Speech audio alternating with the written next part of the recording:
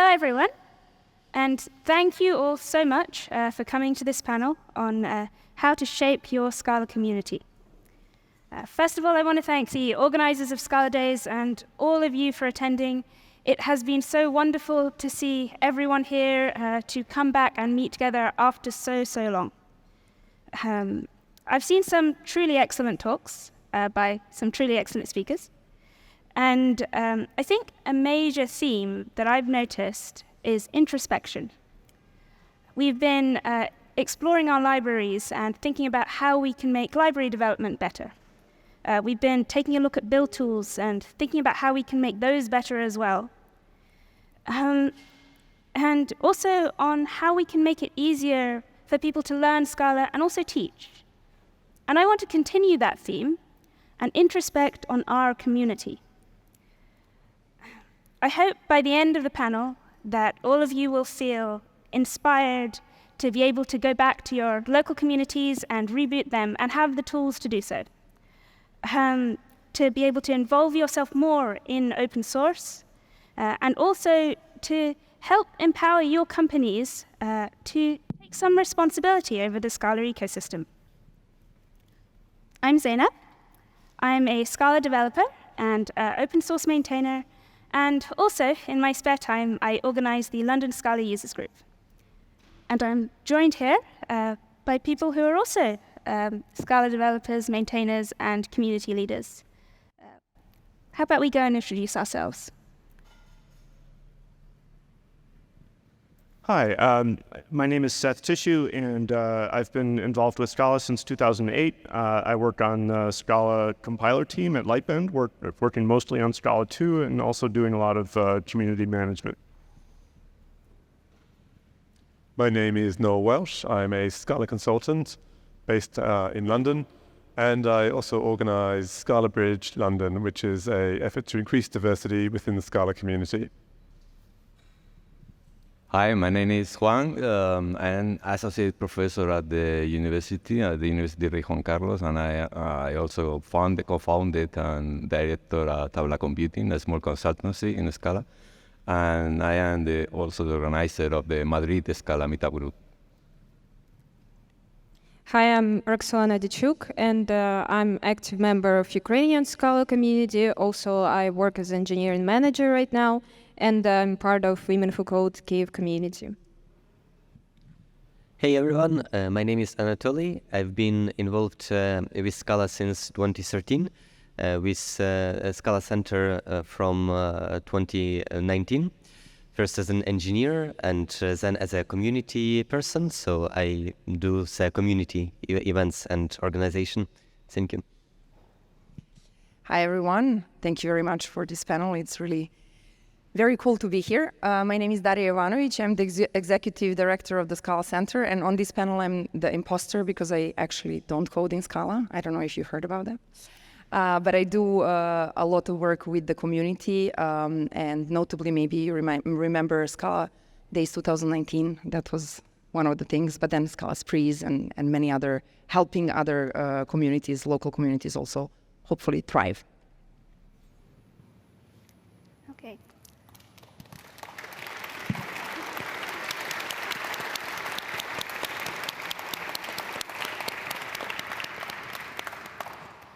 So I want to actually be a bit controversial and start by addressing some of the elephants in the room.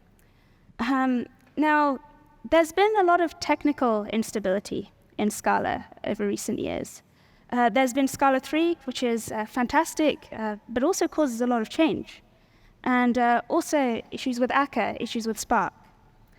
How has this affected the community? I think I can talk from perspective of big data engineer because I worked a lot with Spark in the last 6 years. And what I see that people are kind of hesitant to move to newer versions of Scala, basically because Spark is always behind on upgrading the Scala versions. We still have Scala 2.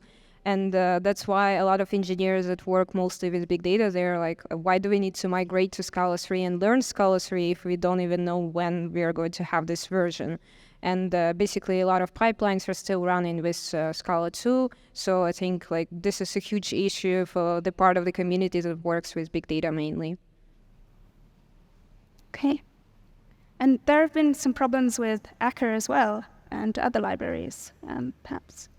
Seth, you could shed some insight on those. Yeah, so I think as probably almost everyone in the room knows that Akka, which has for about a decade been one of the leading open source frameworks in Scala and in the Java world as well, where it's where you can use it too. That Akka recently changed license to a closed source for pay license for sufficiently large companies. Since that initial announcement, there's now also an open source fork of Akka called Peko. So the fact that this happened is of course not good, right? So no one involved with Scala or involved with Akka or the company wanted this to happen. However, it's a fact that open source development is difficult to fund. You can try and do it only with volunteers, or you can try it in company format. So I want to acknowledge the difficulty that this has created. My hope is that both Akka and Peko will be strong going forward and may actually reinforce each other's success. That's the outcome that I'm hoping to see. Thank you. And that takes, as you said, a lot of development effort and also a lot of community involvement to do that migration. Can I just have a quick show of hands? So who here uses either Spark or Akka? Okay, so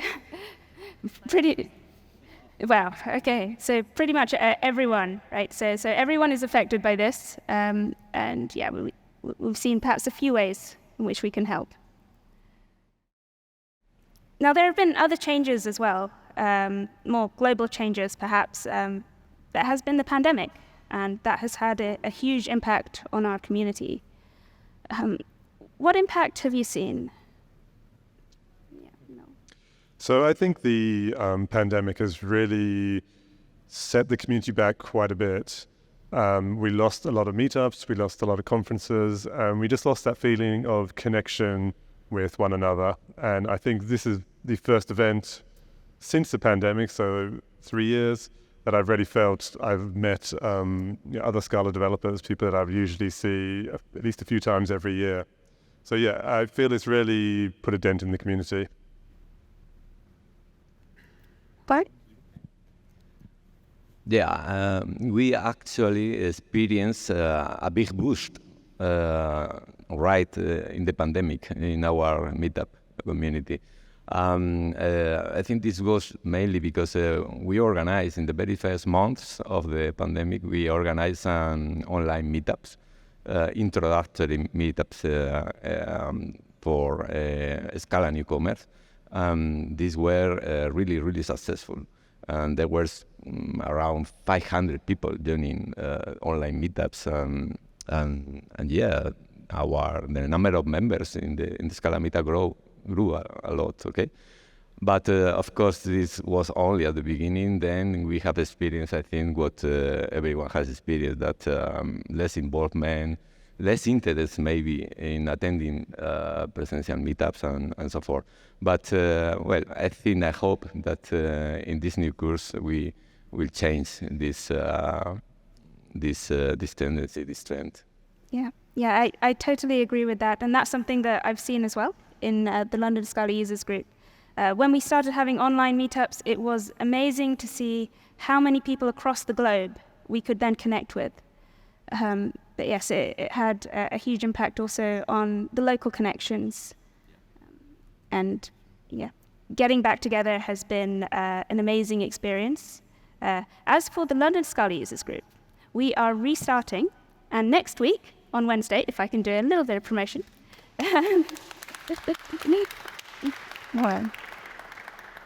yeah, we are going to have our first meetup in years. So please, if you are in London, come along. If you're not in London and you can get to London, come too. You'll enjoy yourself. And I'd like to make a special plea to everyone in this room, which is please start or restart a Scala meetup in your city. And I sort of have, I hope I have standing to say this, because I organized the one in Boston for a number of years. Meetups are so important. I know so many stories of Scala books that started as conversations at meetups, Scala open source projects that started that way, people who got jobs because of meetups, people who got involved with open source. So many good things come out of it. And if you're sort of thinking like, am I the right person to do this? Like, you are. Just do it. It's a rewarding experience for the organizer as well. May I? So I would also like to say from the Scala Center side, we are very happy. Last year, we decided to take our team on the road, and we visited all the cities that were 3 hours by train around us. But then also we went to Warsaw, and then this year in SF. So if you are starting, we are going to be very happy to come and give a talk, even if you're not 3 hours away from train ride from Lausanne, or help you, because we usually do have connections in probably most of the cities around, so at least to help you jumpstart. That's one thing that I wanted to say that Scala Center can definitely help with, and we would really love to do that, support you in your first steps. And the second thing is that we are currently fundraising for the Organizer Summit, because I think after the pandemic and many other things that happened in the last 4 years, there is maybe a bit of fear and insecurity, and especially when it comes to topics such as code of conduct, enforcing code of conduct. I'm just an engineer. What do I know how to do these things? So we would like to organize the Organizer Summit and to start these conversations, and maybe even create a committee or a governing body, we will see. But for sure to exchange the experiences and hopefully set some standards as well. So reach out to us if you're starting and if you need our help, and then hopefully come to the Organizer Summit, follow Scala Lang on Twitter and our blog post, and you will hear more. And thank you everyone who donated already for that cause. Thank you so much. And now, okay, so everybody knows that they can reach out to Daria or me or Seth or Juan. So if any of you want to start even the smallest of groups, we can come and we can help you with that. So please reach out. Please go and start things.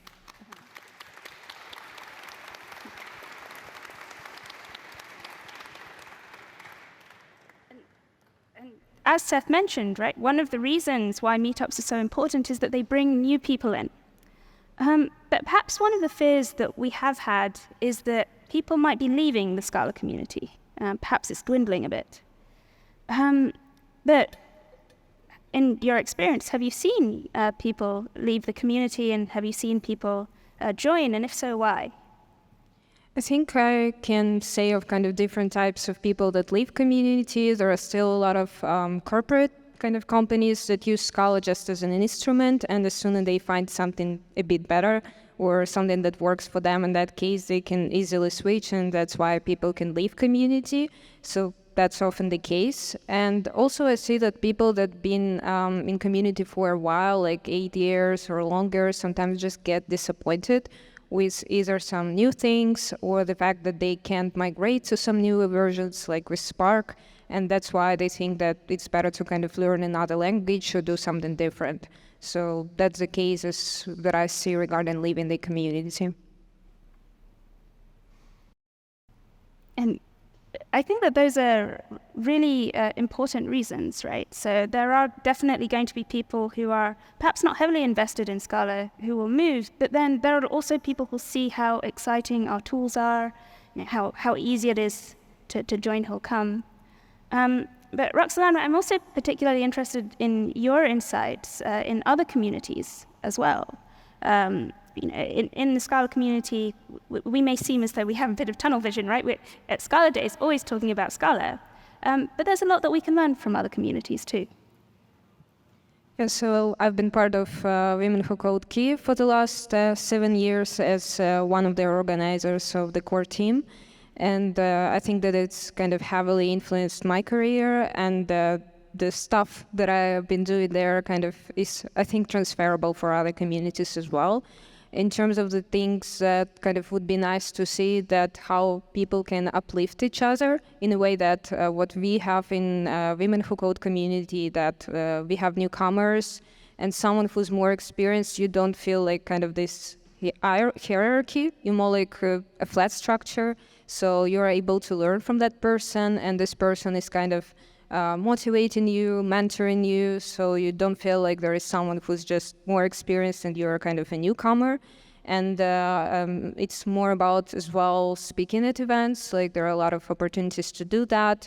And I think the fact that kind of the geography of community helps as well is what we covered too, that there are still a lot of cities and countries that don't have local meetups.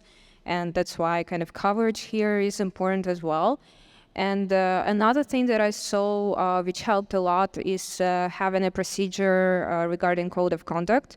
Like it could be obvious thing just to have code of conduct for a meetup or conference, but at the same time, kind of the atmosphere that is created on local events as well as global ones could be completely different. Like my experience was that I wasn't always very happy with the meetups that we had and like how the way people acted on those meetups. But in Women Who Code community, for example, there was a procedure that there could be a certain amount of kind of claims regarding some deeds that person kind of wrote something in the chat or during the event. And after that, there was a procedure of actually like excluding someone from the community or giving a warning. And that worked well because people started to feel safer, that they can come to the organizers with any issue, and they saw that actually like even if something bad happens, it could be resolved. So I think that's the thing that kind of can be taken by Scala community, both on local level and global level. Thank you very much. I would just like to add one thing that I often hear is like, oh, it's all about the code. There are no emotions here. But maybe when you're starting, it's all about the code. But very, very soon, the emotions start kicking in. When you're first, okay, I'm not technical, but I do know some things. When you get your first PR and you're waiting for the response and there's nothing for a month, you start feeling maybe it's not good, maybe don't, the feelings kick in very soon into the process. So I would say the retention has to do with welcomeness on many, many levels, but also like simple or smaller things such as your response rate can definitely make a big difference, for example, for contributors. This is one of the examples. And then there's also politics, which everybody says politics has nothing to do with it. Politics has a lot to do with any community. This just happens to be a programming community that puts programming first. So that's also very important. How do leaders act, what the leaders stand up for, what they put forth. This is how people that are observing if they're going to join or not will make the decision. So there are people, that silently leave because of these things and silently don't come because of these things. So maybe it's not that important, but at least for the community organizers, emotions and politics are quite on top of the importance. So, yes, definitely. And I would add to that to say that often, I know that with me, when I started organizing, it was something that I was very out of my depth with because I love programming, right, in all aspects. And I'm very excited to get in and code or give presentations. But when it comes to those other issues, you're not really sure why people aren't coming to your meetup, even though you think you've got really exciting talks. You don't know how to manage social media. When new people come, how do you make them welcome? Those are things which perhaps now we've got some experience with. And so we're very, very happy to share our stories. So if you feel like you're starting out and you're struggling with those issues too, you can come and ask. Now, on the subject of newcomers joining Scala, we actually have something quite special at Scala Bridge. Noel, perhaps that's something that you'd like to talk about. Okay. So I'll talk a little bit about Scala Bridge and then maybe talk about where I see gaps in getting people into the community. So Scala Bridge is an effort to increase the diversity within the Scala community. And the way we're doing that is by teaching people Scala, people who are new to programming and up to sort of junior, maybe mid-level. Where Scala Bridge, or Scala Bridge London, I should say, is very different from existing efforts is that it's a long-term program.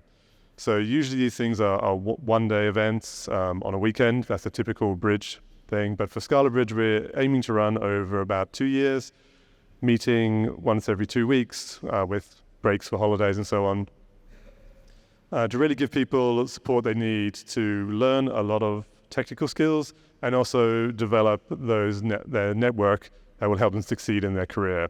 So getting people to meet regularly with mentors who are experienced developers, so they get to know people, they get to know where good jobs are, good places to work are, and really bring them into that kind of professional circle. So that's one way of getting people into the community. I think if we can do it, it's going to be very good. But it's not the only way into the community. And I think we have amazing resources for people learning on their own. We have the stuff the Scala Bridge does. We have Daniel's Rock the JVM. We have various books and things like this. So there's lots of stuff there. But what I feel is lacking is what we're trying to do with Scala Bridge, which is put the learning into a community context and show people that there are other people doing fun, exciting, profitable things with Scala. And that's where the meetups, the small conferences and so on are so important. And on that subject, actually, of fun and exciting things that you can do with Scala, there's something that I heard about very recently as an experienced developer. And I want to hear more about the Compiler Academy. Yes, so the Compiler Academy is an online event that has originated 2 years ago at the times of COVID. So also an initiative to keep the community going and running during the time where we couldn't meet in person. And what Scala Bridge is to newcomers to the language, Compiler Academy is for the newcomers to the compiler, for the more advanced people who would like to know how the compiler works, how the type theory meets the practical applications. So what this is it is an online hackathon that happens every 3 weeks, where people who are not indifferent about the compiler, who are passionate about the compiler, they meet together and they do pair programming sessions to fix compiler issues. It is fully online, and it has a number of core members of the core team attending it, and a number of passionate enthusiasts from the community who are also attending it, and they are learning together in this informal setting. So if you want to participate in this event, if you are passionate about the compiler, if you are curious, you can always go to the contributors section of the Scala Lang website.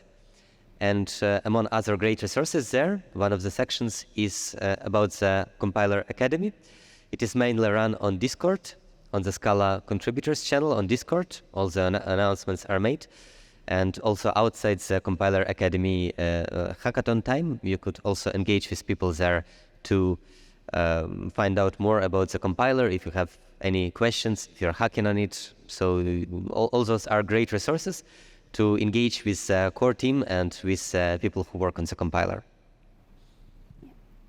And I must say, it is incredible. It is incredible because we've heard so many things about how important pair programming is, on other large projects, perhaps inside your companies, but to actually be able to pair program on the Scala compiler is an amazing experience. So I'm so happy, and I will definitely be there.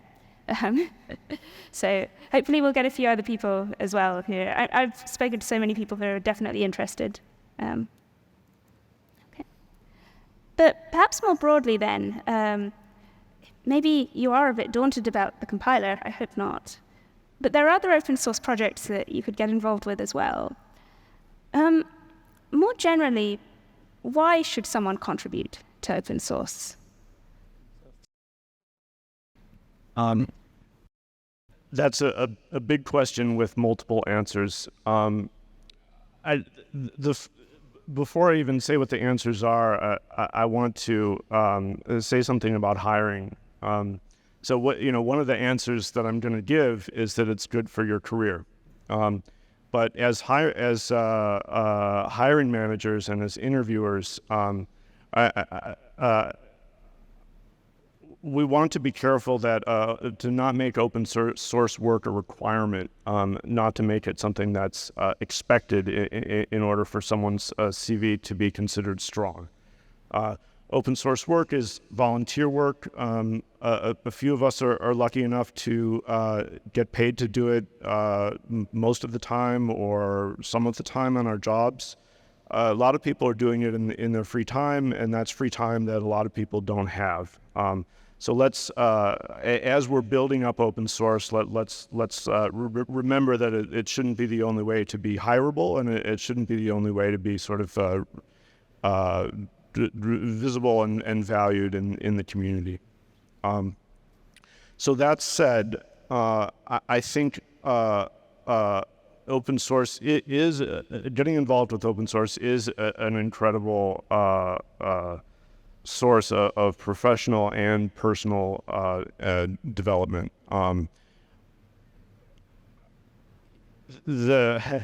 I wouldn't say that no one ever regrets getting involved in open source, because the people who regret it are the people who lead incredibly popular projects who are then overwhelmed.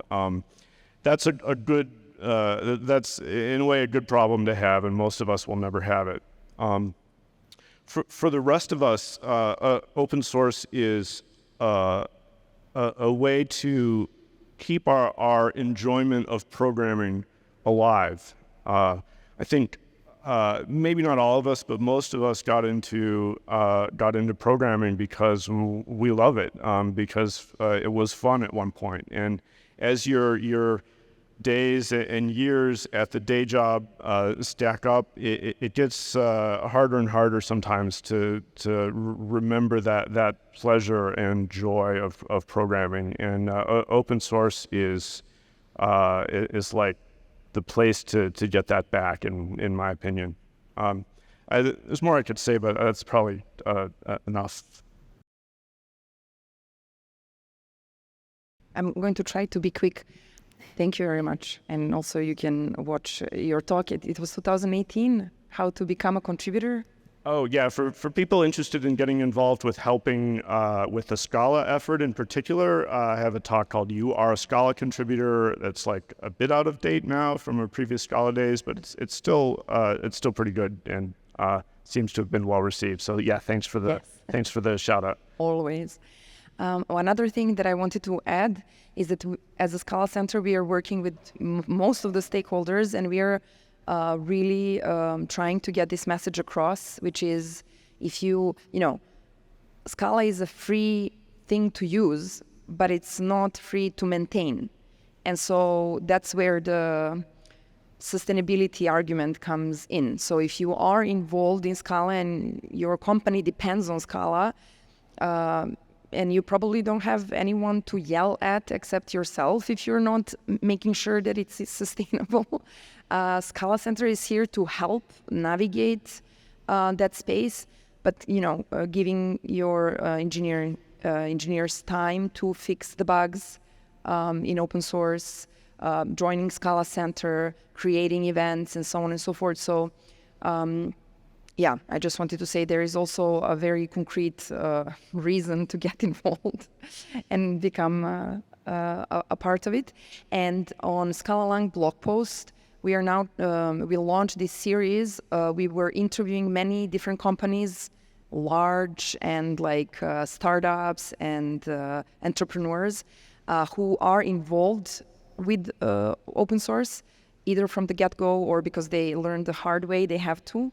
And so it's there to inspire you and to also, for those who want to start their journey, to understand they're not the first one. And even if you're a startup, there are ways to get involved. So I just wanted to add that. All right, I want to actually ask the audience, so how many people on their jobs, and you have to be honest, how many of you are allowed to contribute to open source in your work time? Okay, that is incredible. All right, now everyone who didn't raise your hands who wants to contribute to open source, you know who to speak to. Okay. All right, and now hopefully your companies also will see how valuable it is to be able to have such excellent developers and to be able to maintain the libraries that they use in some way. Now, I want to bring the subject back a bit down to meetups. So we've talked about getting involved in open source, and that can be a bit daunting if you're doing so in a way that's totally remote. So if someone wants to start a meetup in their local community, wants to encourage open source contributions, what sort of things do they need to think about? So I think that you need to take into account many things in order to start a new meetup. And as Seth said, it's a very rewarding experience, okay?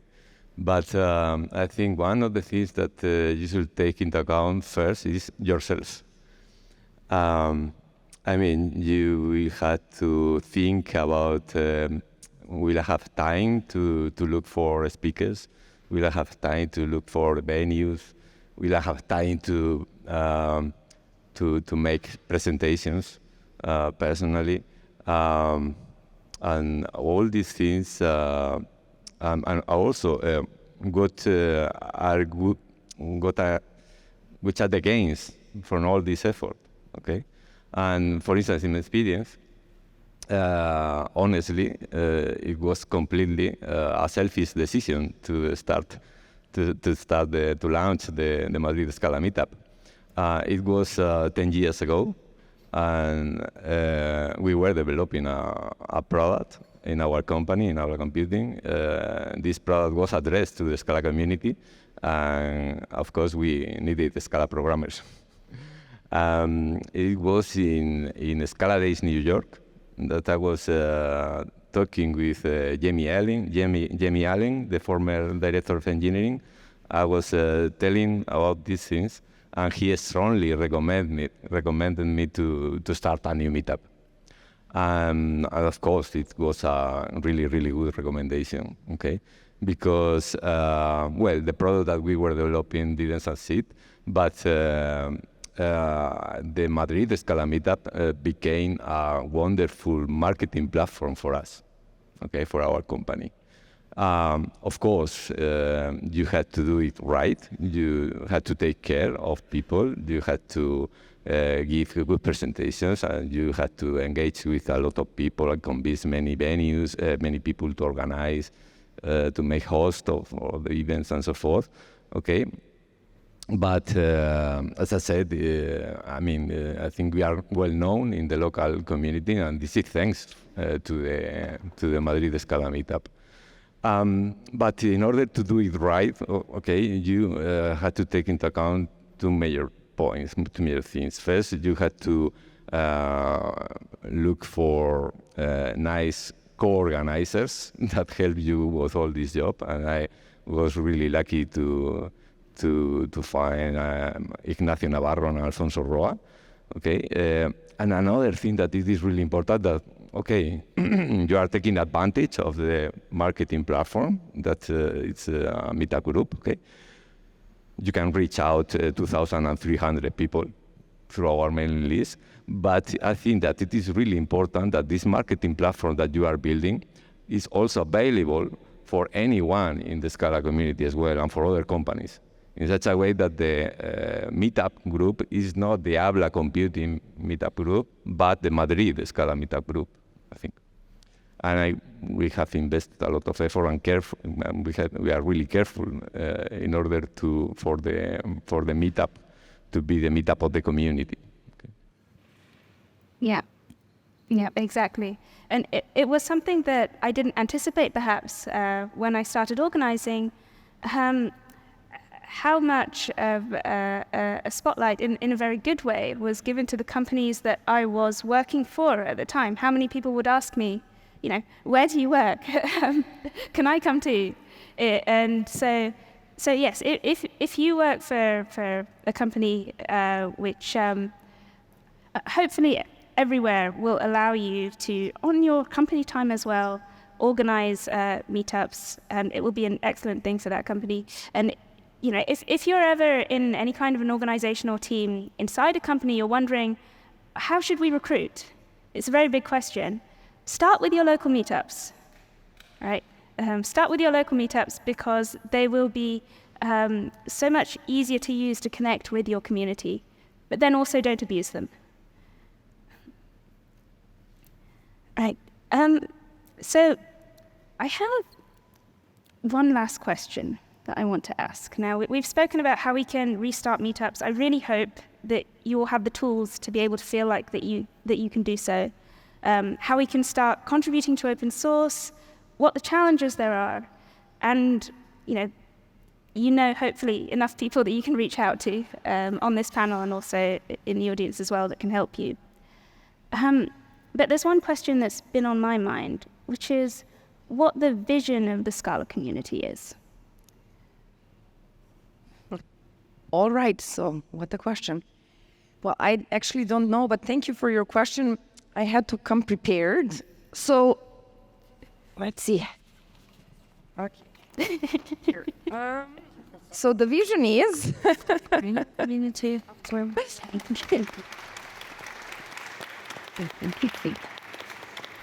Jokes aside, we took this from our stand. I don't know if you know about it. It's called the Scala Land. So as you can tell, we have, those who can see, there is like a sea of no programmers and land of no programmers and sea of programmers coming to the Scala Land by using the lifeboats. Thank you, Anatoly. You're like prepared. He did not know even that this is happening. And joining by, of course, like learning and setting up, and then going forward further in the usage mountain. So most of you are somewhere here. The vision would be definitely, like we spoke today, we can sit down, to get more people involved in the contributing land of contributors, and hopefully get even more help for our decision-making valley, which we can now put this down. Thank you. But the thing is, like on this map, it's a Scala land. Scala Center is there to help, patch some infrastructure, make sure that everybody else can engage, and mostly, have these conversations where we can learn more from you, because you are there on the ground. We are just trying to make sure that your actual vision is we can push it forward. And as you know, in Scala, we have the research community, we have the industry community, we have the community of users and contributors, organizers. So that's a lot of different stakeholders that are pulling in different directions. So Scala Center is doing our best.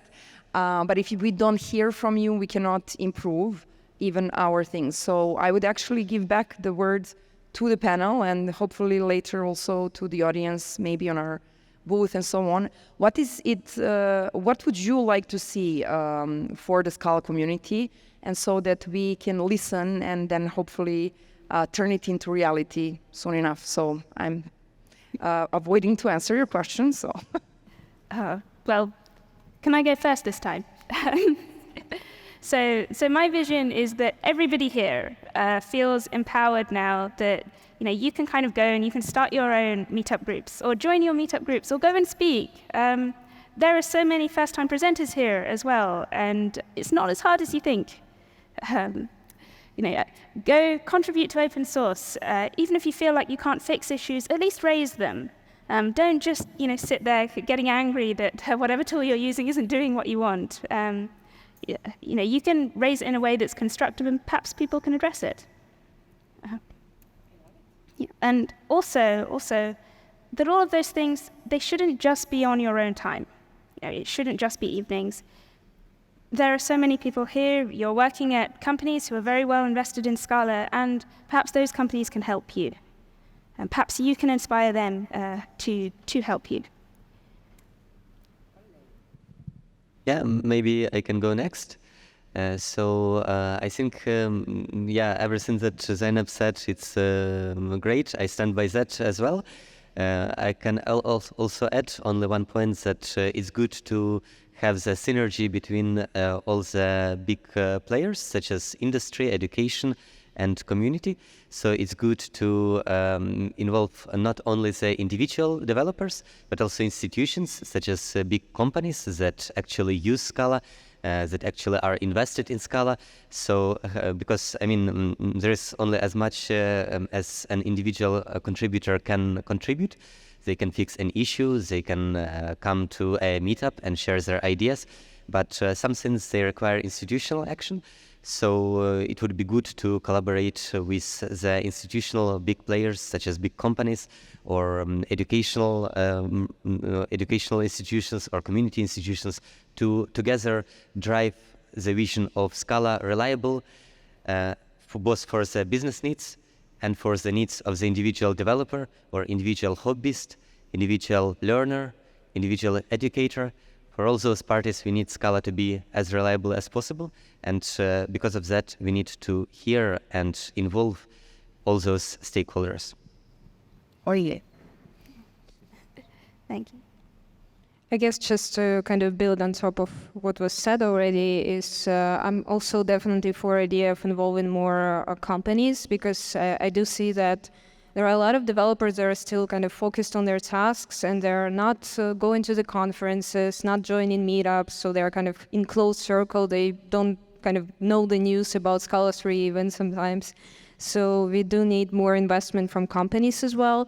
And what I see is also kind of building this better connection between local communities and global ones by spreading geographically, by building more inclusive culture in local meetups and communities, because people do have different types of experiences.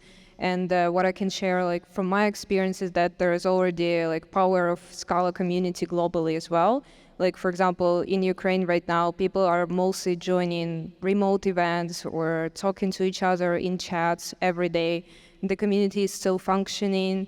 People sometimes run meetups in kind of bomb shelters. So community is still kind of connected, even in these conditions. And we are still able to kind of help each other globally through remote connections and local ones for the meetups. I just wanted to add, I guess everybody was here also for Martin's opening keynote. Yes. And by the end, he had this slide where he showed that in research, it was like they fundraised twice as much as the industry is invested. And so we often hear this argument, well, you know, Martin is researcher, he's inventing things with a lab and so on. But you know, Scala Center should, we will, and you know, but there needs to be a backing to it. One cannot expect research to stop, because that's Martin's job. That's, you know, he needs to write reports for those, money that he raises. So I just wanted to like complement what you were saying, is that if we are to make Scala more production and industry standards ready, industry needs to get involved. There is no way or a way around it. So there you go. Okay. All right. Thank you very much. And do we have time for questions? Questions? Okay. Who has a question, or even just an idea that you want to share?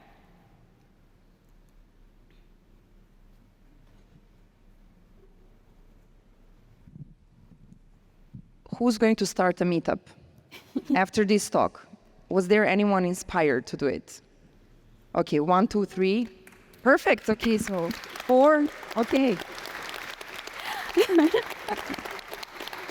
Come speak to us. We can definitely support the 4 people. We can absorb that. Okay, I have a question. So I do understand that the goal of this talk is more like to inspire us to start being more active in the community, which is quite good, so thank you for that. But I think I also have another point where I would like your, well, I would like to know what you think about it. And it's about how can we grow the community? How can we bring more developers to Scala?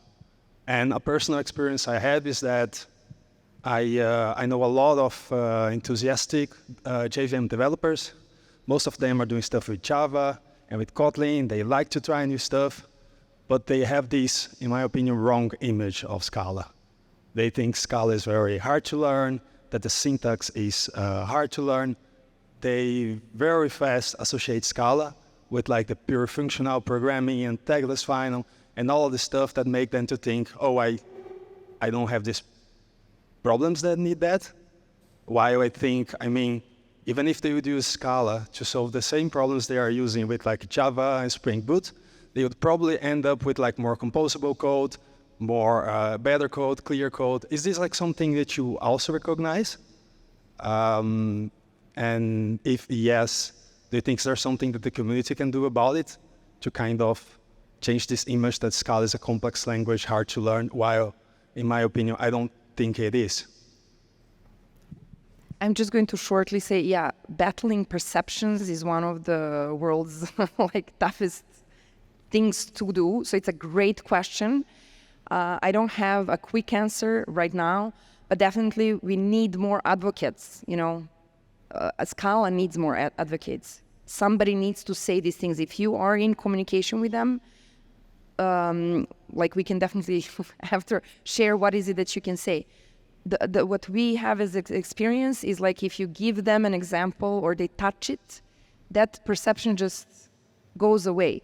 And what we saw with the Scala Bridge, how many of you were at Scala Bridge? 1, 2, 3, okay, we have quite some of them. Yeah, I mean, you can attest to Scala, like you can do it even if you're like an artist coming for the first time seeing the language. And I just want last thing, when Martin was conceptualizing Scala, he was also building like a teaching tool. You know, it's in its core, it's meant to be fun and simple to onboard and keep having fun. So, you know, but somebody needs to say it because perception is there mostly because those that love functional programming have very loud advocates. So we need to be louder and just amplify the message. So I just wanted to add one little thing. So I agree with Daria about the amplification of the message of simplicity. And I would like to address the question about what the community can do for that. And for that, I would like to reiterate also Martin Odersky's message from his keynote, which is that his vision of Scala is to be simple, simple to read, simple to write. So I would like to encourage everyone to write simple code first and foremost. I mean, functional abstractions are great, and exploring them can definitely expand your horizons, your understanding of the theory of programming, of the methods of programming. And Scala has been developed to be a flexible language and allow all this experimentation. And that is why it is such a great tool, because it's so powerful. But I would encourage that in reality, what works best is using things like simplicity and principle of least power. And so if you do not need to use functional programming to solve a problem, then maybe ask yourself, how can I do it without writing complicated code? Ask yourself before you push the project to GitHub, can I simplify it? Can I express my ideas more simply?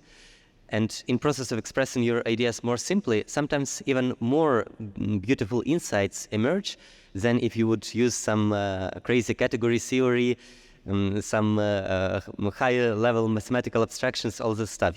When you collapse, when you express your ideas more simply, you gain better understanding into a problem.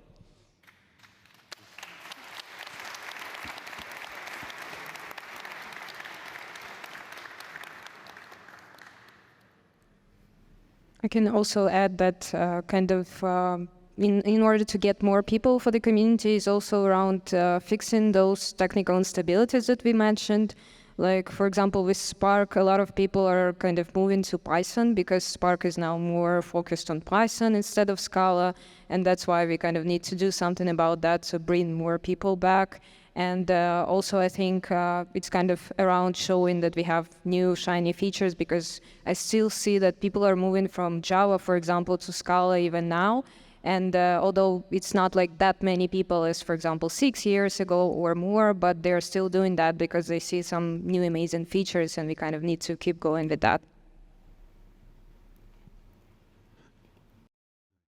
Hi, I just wanted also to respond to this, how can we improve the image of Scala in the outside world? I think we need a bit more blogging and success stories, because Scala is used by many great companies like Twitter, Tesla, Apple, I don't know, Disney streaming, banks, but we don't necessarily know about this. Like, if you use Scala and you do great stuff with it, just blog about it. Say like, I use it to do this stuff, it's super successful, and then people will say, oh, actually Scala is amazing because I can do this company. We are all like, okay, Go is great because Google use it, but if you do something great with it, just write about it and people will find it cool and they will start to use it. That's my opinion. I want to second that, and I'm seconding Daria as well. I think like if you think your blog post idea is too basic, if you think your conference talk idea isn't advanced enough, you're wrong. It's not what we promise, and we really need we really need more people to be vocal about what they're actually doing with Scala and showing the style of Scala that they prefer. That's what advocates of other approaches are doing, and they're free and encouraged to do that. But if that's not your style, then please speak up. So so you talked about battling perceptions and trying to bring new people in. And what I find is effective in that way is using gateway drugs. Finding stuff that can actually lure people in. So from my experience as a data engineer, that's usually Spark and Flink and those tools that are really widespread. But I'm wondering, what other gateway drugs do you recognize that we can actually invest in order to bring new people into the Scala world?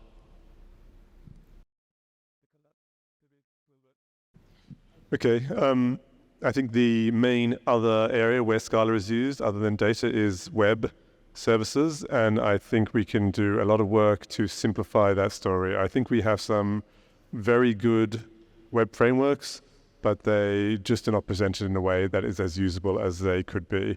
They need some simplification on the code level. They need other things around the code to provide people with that easy introduction, mostly documentation, example projects, and so on. So that's something there. And then the other thing is really just doing fun things. I do a lot of fun things in Scala, the creative computing type of things, graphics and so on. I know there are people out there with very long beards who want to do fun things with Scala, and I think we just need places to showcase that, to show that, it's not all business. It can also be something you just have some fun with. It's enjoyable. And that's where the meetups and the smaller conferences come in. That's where you've got more space for that time for experimentation, I think. Just to add one thing, we updated our, the Scala Lang org. We are updating it now. There's more of that currently, because we also noticed that it's really good to show snippets, show people what it can be used for, and so on and so forth. And we welcome all the feedback, whether you send us an email and so on, to how can we continue improving the messaging and amplifying, and also the usage and the gateway drugs. Yeah, right. So other thing is two big areas where Scala has interesting things happening is Scala JS and Scala Native. So Scala is going multi-platform. Scala JS is very polished, very stable, and you can find there a version of React that you can use to do reactive programming. Scala Native is also gaining its community, gaining its momentum slowly but surely. It's not at the level of Scala JS yet, but it's under active development, so interesting things are happening as well. Thank you. Right, I think we have to stop here. Unfortunately, we're over, but I'm sure the panelists can take answers afterwards as well. Before you go, please stick around. I believe the Scala Center wants to announce the winner of the book. But first, let's just give them a round of applause.